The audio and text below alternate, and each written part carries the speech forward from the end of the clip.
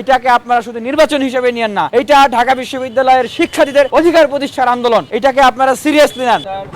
কিছুক্ষণ আগেও একটা মন্তব্য করেছেন যে ডাকসুকে বাধাগ্রস্ত করা হলে কে কি করেছে সব বলে দেব।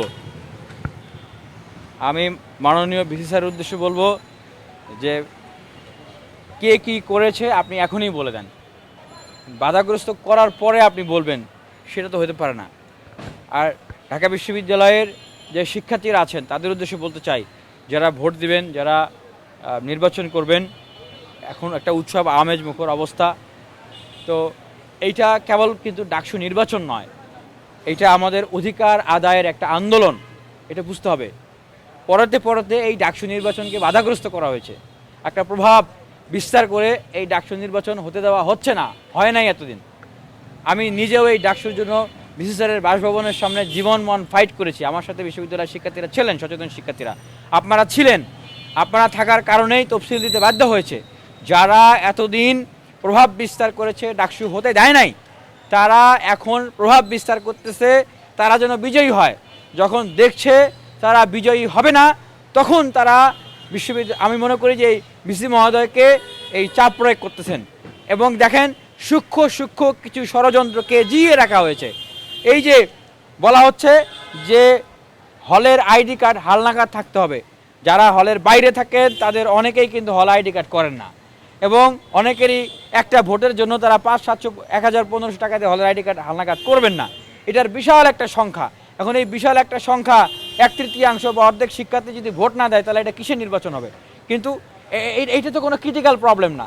যারা ভোটার তালিকায় এসছেন সবাই ভোট দিতে পারবেন বিশ্ববিদ্যালয়ের যে কোনো একটা কার্ড দিয়ে। কিন্তু এই প্রবলেমটা সলভ করতেছেন না। কারা সলভ করতেছেন না আপনারা খতিয়ে দেখেন। আমরা বলতেছি যে যারা প্রার্থী তাদের নাম, তাদের ব্যালট নাম্বার, তাদের পাশে তাদের জন্য হালনাগাদ ছবি দেওয়া হয়, এটা তো সবাই চায়। তাহলে এটা কেন করা হচ্ছে না? কারা এটা করতে দিচ্ছেন আপনারা খুঁজে বের করেন। এবং সেই 19 সালের সেই ডাকসুর সময় SM হলে যারা আমাদের উপর হামলা করেছিল, আমি নিজে ভিকটিম, হ্যাঁ, সেগুলো অন রেকর্ড এখনও গুগলে সার্চ দিলে পাবেন।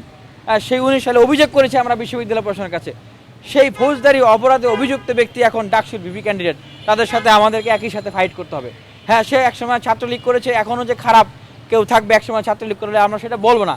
মানুষ ধর্ম পরিবর্তন করে ভালো হয়, কিন্তু ফৌজদারি অপরাধ তো মাফ হয় না। তাহলে এই যে সূক্ষ্মভাবে এই যে দ্বন্দ্বগুলো জিয়ে রাখা, যে এখন আমরা নিজেরা কাটাকাটি মারামারি করব, ক্যাচাল করব, মানে এটার প্রসঙ্গ তৈরি করে রাখতেছে। আর হ্যাঁ, যারা এখন ডাকসুর পরিবেশ নাই, আরও সময় লাগবে, পরবর্তীতে দেখি।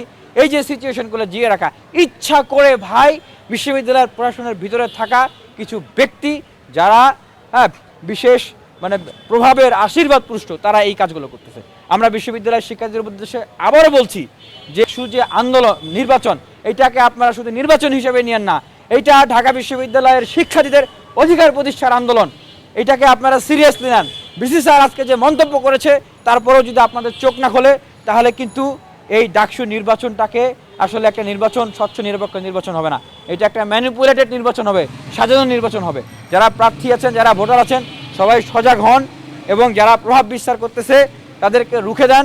নির্বাচনের জন্য আপনারা এই সুষ্ঠু, নিরপেক্ষ এবং অংশগ্রহণমূলক নির্বাচনের জন্য, সুন্দর নির্বাচনের জন্য আপনাদের তৎপরতা বৃদ্ধি করুন।